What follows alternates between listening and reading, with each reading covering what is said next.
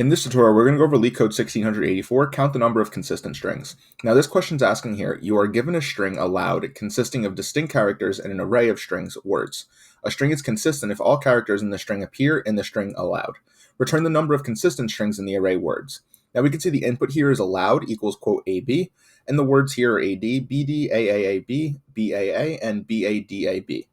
Now the output here is 2, as only 2 of the words here contain the allowed letters. For example, we can disqualify this one for using a D, we can disqualify this one for using a D, and this one as well. So out of that, only 2 remain. So we'll come over here and we're going to do a one-line solution. So what we're going to do is we're going to try and filter out any of the words that don't contain the allowed words. So how we can do that is we can return the length, as we only want the length or the number of words within a certain list or array that fit the criteria. So we're going to do word for word in words, and that's going to allow us to iterate over each word in words. We're then going to set one of our conditions. We're going to do if all.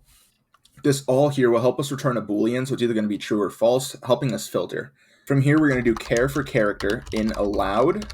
And keep in mind, allowed is this right here, so A and B for this example. For care in word. Example, for care in word loops through each character in the current word that's being iterated over. This checks if the current character care is one of the allowed characters, A or B in this case.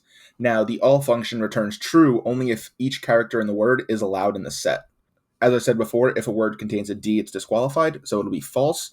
But for example, these two here that return the 2 are going to be the trues. Now, within that, we're going to take the length, and that'll simply return us the 2. So we can test this example, and you can see it was accepted.